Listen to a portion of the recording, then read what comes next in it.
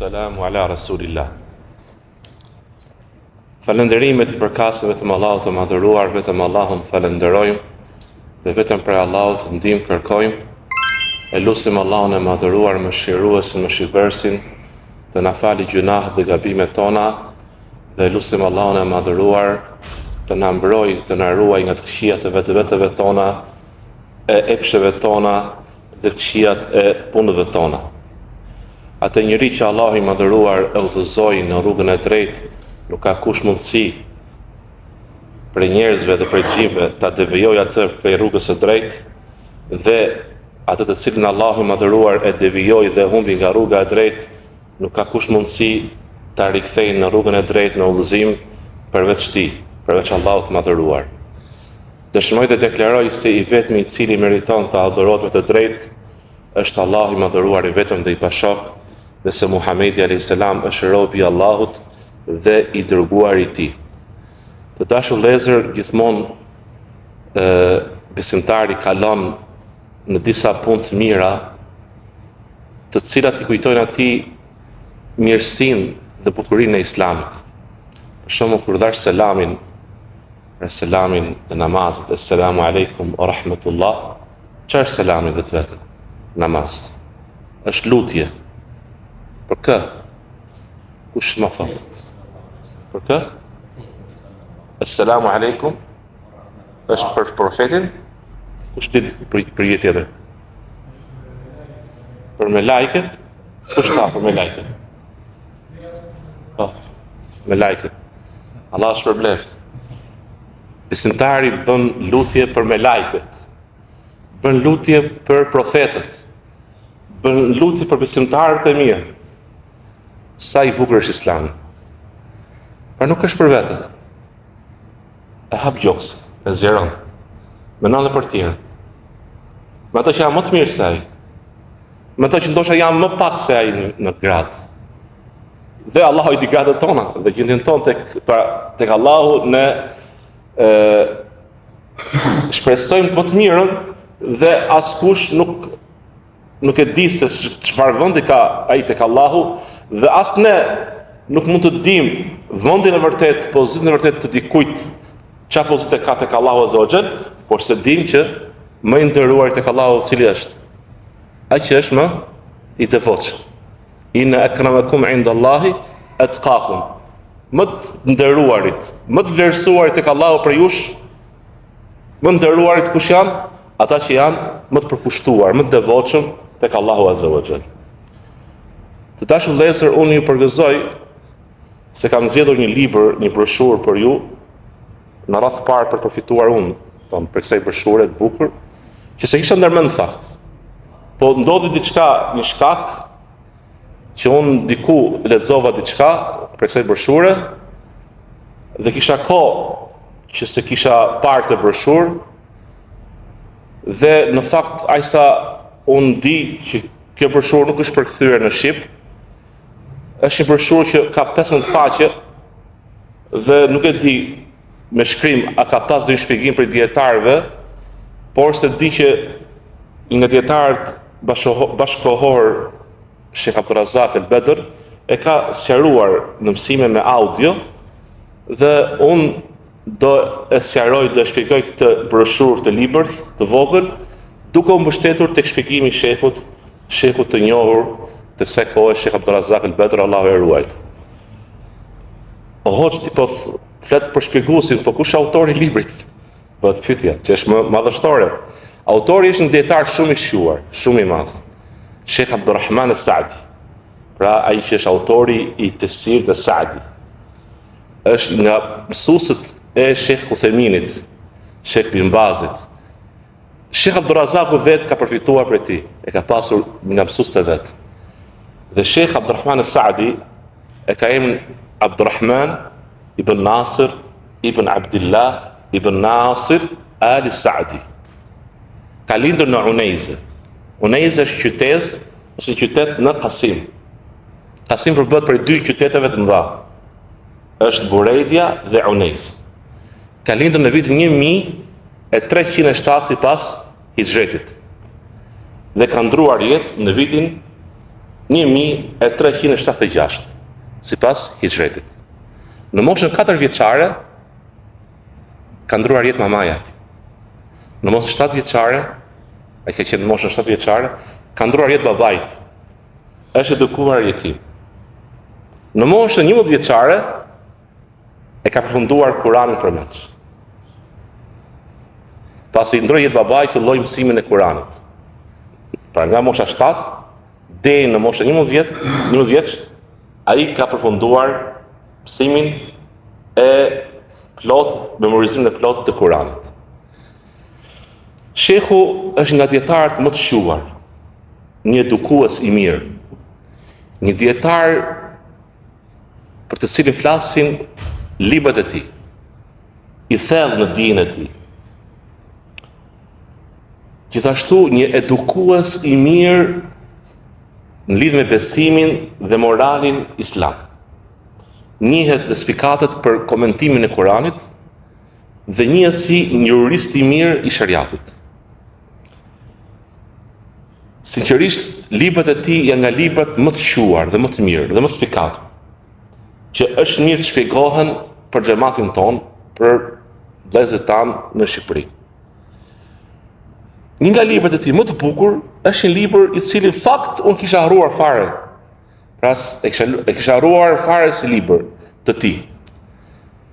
Ai titullohet Feja e sakt, ad-dinu sahih, yahil jami' al-mashakil. Feja e sakt i zgjidh të tërë problemet. Ka titulluar librin e tij Feja e sakt, pra Islami i zgjidh tërë problemet. Bashkësitë tona muslimane në tërë botën, diku më është më spikatur çështja e laicizmit ose sekularizmit, jetojmë në shoqëri që na rrethojnë nga jo musliman ose musliman të cilët kanë marrë një lloj ngjyrimi laik ose sekularist, se si ata e jetojnë jetën. Ka një problem, ka një shqetësim, ka diçka që i mundon, nuk kthehen te Kurani dhe Suneti ke feja e tyre, po menjëherë kthehen për ta zgjidhur këtë problem ke forma të ndryshme, të cilat njihen tek një shoqëri laike ose sekulariste. Dhe Allahu i madhëruar zbriti Kuranin dhe nuk la gjë në këtë Kuran, në fjalën e tij, gjë pa përmendur për udhëzimit dhe zgjidhjes dhe shërimit. Wa ma faratna fil kitabi min shay. Dhe s'kemi lënë gjë pa përmendur në libër, prej përmendjes së të keqes, cila është e keqja, dhe si duhet të ruhemi për saj, dhe cila është e mira dhe si arrihet. Cila është zgjidhja e sëmundjeve shpirtërore, trupore. Cila është zgjidhja e varfërisë? Cila është zgjidhja e pasurisë? Se është dhe sëmundja dhe pasuria. Kur njeriu është shumë i pasur, kërkon zgjidhje si të ruash kufit, mos të kalosh kufit, për të cilën është shkak pasuria e tepërt, që njeriu është njohur në natyrën e tij që po ka shumë, mund të kaloj kufit, bëhet arrogant, bëhet mendjemadh. Autori në këtë libër përmend disa probleme konkrete. Përmend parimet bazë të Islamit përmendur në Kur'an dhe Sunet, mbi të cilat zgjidhen problemet. Dhe ka sjellur disa probleme konkrete se si zgjidhen këto probleme duke u bazuar në Kur'anin, në fjalën e Allahut Azza wa Jall, në dritën e Kur'anit dhe në dritën e kujt? E rrugës profetike. Sheikh Abdul Razzaku, Allahu e ruajt, përmend dhe thotë që ky libër është shumë i rëndësishëm. Është shumë i domosdoshëm për ne të gjithë. Muslimanët sot neglizhojnë udhëzimin profetik, se si profeti alayhis salam dhe si sahabët i zgjidhin problemet e tyre. Dhe duhet që muslimanët të zgjohen, të bëhen të vetëdijshëm dhe të dinë dhe të jenë të sigurt se feja e tyre është feja e Allahut. Kurani është fjala e Allahut Azza wa Jall. Është udhëzim hyjnor. në të ka zgjidhje dhe udhëzim dhe shërim për çdo çështje, për çdo problem, për çdo shqetësim. A ka diçka që zgjidhet në Kur'an për zgjidhjeve? Bëhet pyetje. A ka diçka që zgjidhet në Kur'an prej suksesit, shpëtimit për çdo çështje? A më thot dikush që Kur'ani ka lënë pa zgjidhur çfarë çështje? Ose suneti profetik? Edhe nëse çështjet rinovohen dhe janë të reja, në Kur'an gjenden bazat dhe parimet dhe udhëzimet dhe orientimet e sakta për njerëzimin, për ta udhëzuar tek më e mira dhe më e drejtë. Inna hadha al-Qur'ana yahdi lillati hiya aqwa. Me të vërtet ky Kur'an udhëzon tek ajo që është më e mira, më e drejta. Cili është shkaku pse ne nuk e gjejmë këtë? E o vetës. O pa dituri e plot, o një dituri e cekët, jo e thelluar, neglizhenca e kërkimit dijes, mos thellimi në të, pra shkurtimisht pa dituria. Dhe mos dhënia rëndësi kërkimit të dijes, diturisë. Dhe tjetra është formohet pastaj inferioriteti, pra imi inferior ndaj të mirës si kemi dhe gjejmë krenarinë dhe zgjidhje ku? Jashtë Islamit. Shkojmë jashtë Islamit. Kemi problem në lidhje me pasurinë, e gjejmë zgjidhjen te kamata, interes. Kemi problem me një smundje, shkojmë tek një diçka që nuk është ilaç i lejuar. Shkojmë për shembull ke fallxhori, magjistari, për shkak të dijes ose për shkak të rëndesës së madhe të provës. Do zgjidhe me njëherë të shpejt. Por se në Islam nuk ka zgjidhje të shpejt. Zgjidhja vjen kur do Allahu. Ka rrugë të saktë dhe të qartë se si zgjidhet. Që duhet ta ndjekësh. Dhe të besosh bindshëm se kjo është rruga e vërtetë dhe e saktë për zgjidhur problemin tënd, për të arritur shërimin. Por nëse personi zgjedh rrugën e gabuar për të zgjidhur problemin e tij, vetë do i shtohet çfarë? I shtohet e keqja dhe problemi. Një nga sahabët vuri çfarë vuri? Një lidhse. I tha, çfarë është kjo, tha? E pyeti profetit sallallahu alajhi wasallam, çfarë është kjo? Tha, për të mbrojtur nga e keqja ose nga dobësia ose nga poshtërimi. Tha, kjo të shton vetëm poshtërim dhe të keq. Kjo broshurë ose ky libër i vogël përmban në të njohuri edhe rreth bukurisë së Islamit, rreth përsosmërisë së Islamit, rreth plotësimit madhështor kësaj feje. Prandaj, në të fe, në Islam, gjendet zgjidhja çdo problemi dhe realizimi i interesave të njerëzit. Dhe në këtë Islam gjendet se si ne të ndjekim rrugën e cila na largon nga çdo e keq dhe çdo gjë që është e dëmshme për ne. Në Islam, në këtë fe, ne kemi mundësi të gjejmë rrugën se si arrihet shpëtimi, suksesi dhe me gjitha kënaqësia e Allahut azza wa jalla. Kjo është arsyeja e parë që tregon që kjo broshurë është shumë e rëndësishme. Arsyeja e dytë, shkaku i dytë është që nëpërmjet njohjes së mirësive të Islamit dhe bukurisë së Islamit shtohet besimi i besimtarit, që është shumë e rëndësishëm individit. Ne nëse njihemi si musliman me bukurinë e fesë sonë, bi mahasin l-Islam, me bukuritë e Islamit, me të mirat e Islamit, me dobitë e Islamit, me drejtsinë e Islamit, atëherë imani jo të shtohet, të përsohet. Kjo është arsyeja e dytë që e bën të bërshur të domosdoshme ta mësojmë dhe të njihemi me të. Arsyeja e tretë është që autori i kësaj brshure është nga dietarët më sfikatë, më të mirë. Sinqerisht, unë pak kam lexuar prej shkrimeve të autorit, por se aq pak se kam lexuar, me të vërtet ai dallohet nga dietarët e tjerë.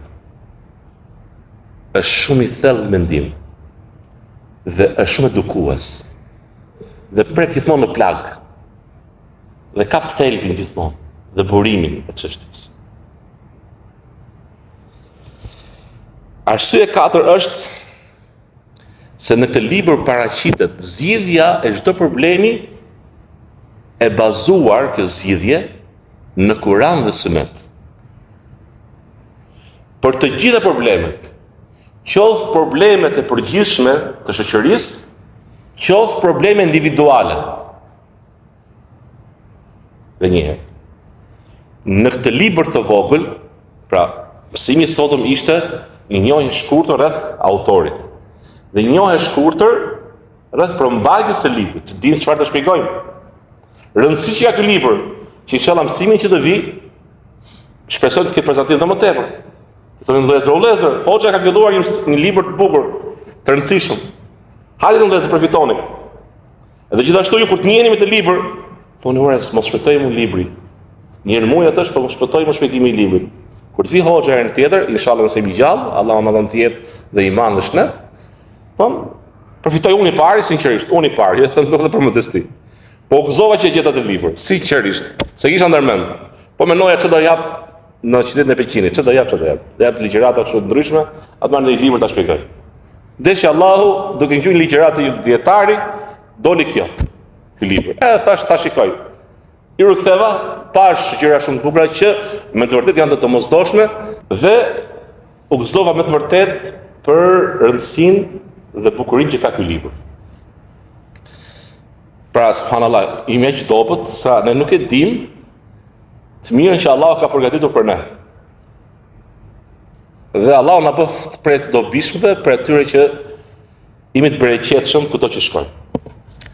Arsyeja e pestë që pse ky libër është i rëndësishëm për të mësuar dhe për të njohur me të, me tematikat që ka ky libër, është se në të libër ne vërejmë që se autori vjen me zgjidhjen e problemeve, sipas Kuranit dhe Sunetit. Por në të kohë tregon se shumica e njerëzve për të ardhur keq, edhe që thamë në fillim, janë të prirur të gjenë zgjidhjet jashtë Islamit. Për shkak se nuk e njohin të xhevair që kanë. Nuk e njohin Kuranin dhe Sunetin ç'është duhet. Mjaftohen me namazin në xhami, me u fal dhe ikin. Nuk kanë interes për mësuar fen, për mësuar fen në tërësi. Sepse kur ti mëson fen që Allahu ka zbritur, që është e dobishme, është shpëtim për çdo kohë dhe për çdo vend, deri në ditën e gjykimit, atëherë ti ke humbur diçka shumë të madhe. Ja vështirëson vetes tënde rrugën, udhtimin tënd për tek Allahu. Me dinë të cekët, ose me pa diturinë, ti ja vështirëson vetes tënde udhtimin tënd për tek Allahu Azza wa Jall. Hoxh, cili është argumenti? Thot Profeti sallallahu alajhi wasallam, kush ndjek rrugën e dijes, Allahu ja lehtëson rrugën për ku? Për në xhenet. Dija është dritë, dija e saktë, hyjnore, e zbritur nga Allahu, është dritë që të lehtëson rrugën për ku? Për në xhenet.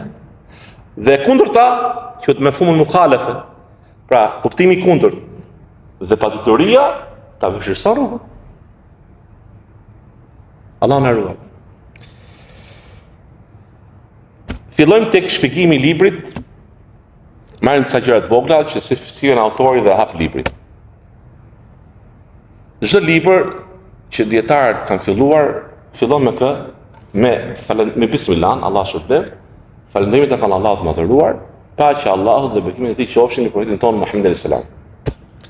Të dhe më pas thot, këto janë disa fjalë rreth fesë islame. Dhe fakti se ajo udhëzon tek ajo që është më e mirë dhe më e drejta.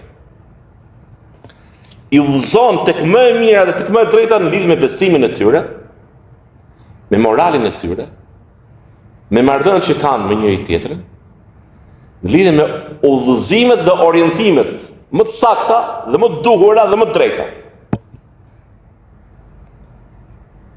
Në lidhje me atë që i sjell dobi atyre për të botë, në lidhje me jetën e kësaj bote dhe botës tjetër.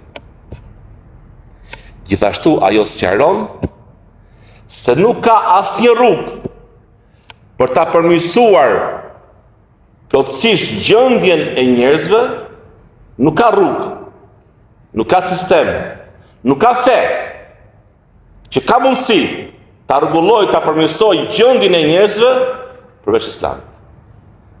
Çdo kush që përpiqet që të arrijë përmirësimin dhe rregullimin tek një rrugë tjetër, tek një fe tjetër, tek një sistem tjetër, tek ideologji tjetër, përveç Islamit, nuk do të gjejë zgjidhje dhe as shërim dhe as sukses. Të gjitha sistemet që bien ndesh me parimet e Islamit nuk do kenë mundësi ta rregullojnë dhe ta zgjidhin çështjet dhe problemet e njerëzimit. Vetëm nëse këto sisteme të huaja përfitojnë nga parimet islam. Shumë ka pasur sisteme ose shtete ose udhëheqës që kanë gjetur në një vend islam një kushtetutë, lidhe për shembull kodin civil, që mbështetet në shariat. E ka marrë dhe e ka bërë provë si do jetë gjendja e shoqërisë tek vendi i tij nëse zbaton këtë kod civil. Dhe ka parë vetë zgjidhje.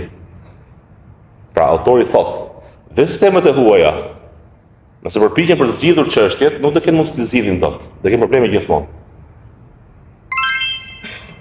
O do jenë zgjidhje gjysmake, pra jo të plota, ose do shtohet e keq.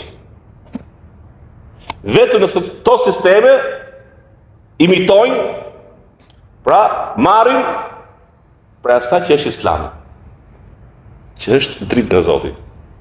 Ai që është dritë nga Allahu Azza wa Jall, ajo bën zgjidhje dhe shërim. Kjo ishte fjala e autorit, s'pa përmend fjalë për fjalë, për marrni.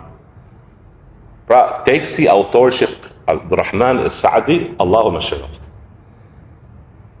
Dhe Shekhu Abdurrazaku thot, përmend këtë tekstin të fjalë, thot, këto janë disa fjalë dhe fesë islame, e cila udhëzon drejt asaj që është më e mira dhe më e drejta, ato që tha autori. Pastaj thot Shekhu, kjo është përmbledhje e përmbajtjes së librit. Pra, fraza e parë, autori vjen me këtë frazë duke na mësuar çfarë përmban ky libër. Autori sqaron se feja islame në besim ka besimin më të saktë, më të plot, më madhështor. Feja islame në moral ka moralin më të mirë, më të pastër, më të lartë. Në marrëdhënie me njerëzit ka rregullat më të drejta dhe më të mira. Në lidhje me udhëzimet dhe orientimet ka orientimet më të drejta dhe më të sakta. Dhe në parime, në themele, në baza, ndërton themele të sakta, të shëndosha, mbi të cilat ngrihen virtytet dhe vlerat. Këto janë themelet më të forta, themelet islame, bazat islame, ose parimet islame, që lidhen me besimin, me moralin, me marrëdhëniet, me udhëzimet, orientimet, janë parimet më të sakta, më të shëndosha, më të forta, mbi të cilat ndërtohet jeta e njerëzit. Prandaj Islami me besimin, moralin, marrëdhëniet, udhëzimet dhe parimet e tij i udhëzon njerëzit drejt asaj që u sjell dobi në jetën e kësaj bote dhe në botën tjetër. Dhe e mbyllim mësimin e sotëm me fjalën e autorit, nuk ka asnjë rrugë për ta përmirësuar plotësisht gjendjen e njerëzimit përveç se nëpërmjet Islamit. Dhe një herë, nuk ka rrugë prej rrugëve, prej sistemeve, prej feve që përpiqet për të përmirësuar gjendjen e njerëzimit, shoqërive njerëzore, vetëm nëpërmjet nëse ato marrin prej Islamit. I vetmi sistem e vetmja fe që Allah i madhëruar e ka përzgjedhur, e ka plotësuar, e ka përsosur për që nxirrje dhe shërim për njerëzimin, është feja e tij, feja e Allahut azza wa jall, pra Islami. Këto ishin pra një hyrje në të librit. Unë përmenda fillimisht e përsëris një biografi të shkurtër të autorit, një njohje të shkurtër të librit, dhe gjithashtu shpjegimin e parë ose fjalët e para që autori e hap të libër të vogël, fjalë të cilat me të vërtet janë të rëndësishme, janë fjalë që me të vërtet janë rregulla që duhet i dimë, janë fjalë që na edukojnë, na mësojnë për rëndësinë që ka kërkimi i dijes, mësimi i fesë sonë, mësimi i kësaj feje, në të cilën gjendet zgjidhja për çdo problem. Dhe vetë titulli i këtij libri ose këtij libri të vogël është feja e saktë është zgjidh tërë problemet.